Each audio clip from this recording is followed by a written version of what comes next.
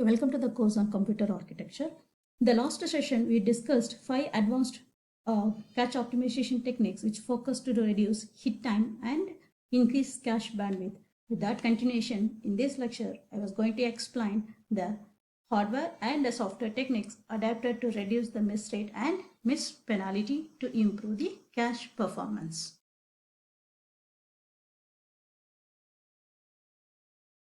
So this, the average memory access time is determined using hit time, miss rate, and miss penalty. In addition to that, the advanced optimization techniques is also focused to improve the cache bandwidth. So these are the 10 advanced optimization techniques. The first 5 have been discussed already, and now the remaining 6. After the 8th and 10th are the optimization techniques that is going to be happen to software, preferably the compiler. The rest are the hardware techniques. So the first, the sixth optimization technique, which is the critical word first and early restart to reduce the miss penalty. So you all know whenever a data are fetched from memory, it will be fetched as a block. But the processor normally needs just one word of the block at a time. For example, if the processor wants the data at the location 1001, so preferably go for like in 1 byte. So it will fetch the data from 1000, 1001, 1002, 1003. So those 4 bytes has been moved to one cache block. So what will happen whenever the data have been moved from memory to a cache? So probably it will be a time consuming things. So how it has to get overcome? So the only solution is don't wait for the full block to be loaded. So like 1000, 1001, 1002, 1003. Instead of that, which is essentially is 1001. So first it has to get loaded, followed by the rest of the words. So to do that, we have two specific strategies. One is the critical word first, another one is early restart. In critical word first, as the name implies, the critical word, so which is the critical 1001. First the 1001 will goes, followed by 2, 3, and then it will come back to 1000. And in early restart, it will start with 1000, 1000, 1001. Once 1001 fetched, it will send it to the processor and then it will continue the execution for remaining words. So by this way, we are reducing the miss penalty. The next optimization technique is merging the write buffer. So you all know, so the advantage of write buffer is the processor continues without waiting for writes to get over, because when the cache is having some modified data, this modified data has to be reflected to the memory. So to do that, normally it will be moved to the write buffer. So first it will move to the write buffer. From write buffer, the data will be moved to the main memory. So this write buffer is widely used in write-through caches, because mostly write-through caches is rely on write buffers. What might be the problem? So when you take this example, assume you have 4 buffer and you have 4 entries. Once you have 4 entries, probably the buffer is full. The problem is, right, each entry is capable to store 464-bit word, but since this entry is just changing the data at the location 100, it makes a single entry, and 108 is take another entry, 116, 124, like this.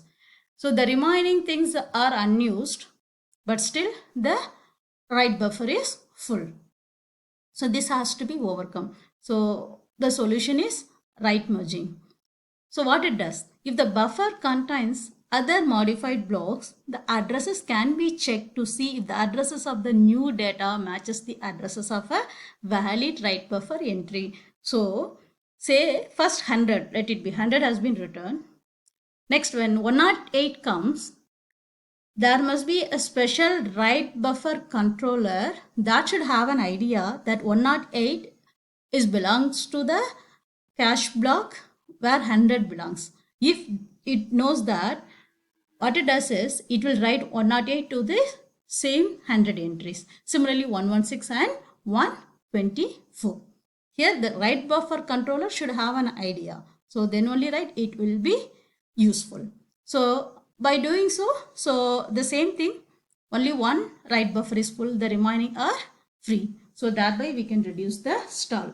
Because when the buffer is full, the processor has to be stalled, because until it is written to the memory, the processor has to wait. but the same scenario, because of right merging, we are reducing the stall. And the eighth optimization technique is the software technique, that is by the compiler, and mainly it is focused to reduce the miss rate. So here two techniques. One is loop interchange, another one is blocking. So a loop interchange, probably it comes with nested loop. You take this example. It is an array of size 5000, 100. So you have like 5000 rows and you have 100 elements. So you have a J loop and you have an I loop, and each element is multiplied with the scalar value. When you look onto the axis, here you have it will be like this, isn't so I is 0, J is 0, so 0, 0. Next it will be as 1, 0, 2, 0, 3, 0. So it goes like this. So here the axis is in terms of column measure order. In case of C programming, the elements will be stored as row measure order. Row measure order is the memory locations. Say it will be as like 0, 0, 0, 1, 0, 2 and so on, 0, 99. Then comes the first row element like 1, 0, 1, 1, 1, 2, 1, 3. But here, so when the data of 0, 0 is fetched, it will fetch the data 0, 0, 0, 1, 0, 2, 0, 3 and so on so to the cache. But the next axis is for 1, 0. So you will have many miss rate. So this has to overcome. To do that, simply we have to exchange the loops. So you have an I loop and followed by a J loop. And this case, right, it will be like 0, 0, 0, 1, 0, 2, 0, 3 till hundreds. So next again 1, 0, 1. So on so it has.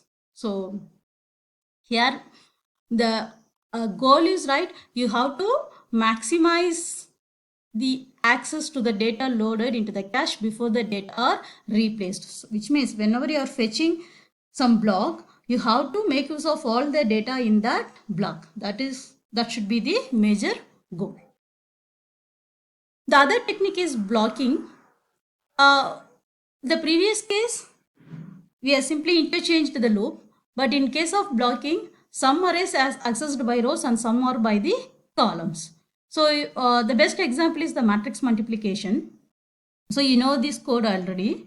So what happened here is, if you just go with these two inner loops, the Z is reading all n by n elements of, all n by n elements, and Y read the same n elements, and X is write one row of n element. What happened here is, when you just go with the Z, it is column measure order and this is the row measure order. When Z is accessing the data from memory, so it will try to access in a row measure order, but it is still in the column measure order. So it is fetching, but some elements are unused. Again, it has to go for another fetching. To overcome this, instead of operating on entire rows or columns of an array, just operate on sub matrices or blocks. So here, right, the same example has been rewritten. Here the block size are made into 3. So when they are made into 3, so whatever the data that have been loaded, they are trying to use those data before the data are replaced. The ninth optimization technique is the hardware free fetching. So hardware free fetching, this is the technique of bringing a block before it is demanded.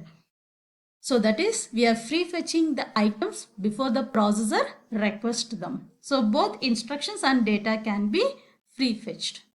So you'll have one buffer and you have a cache. So when the requested cache block is, whenever the requested data is moved to the cache, the other data will goes to the buffer.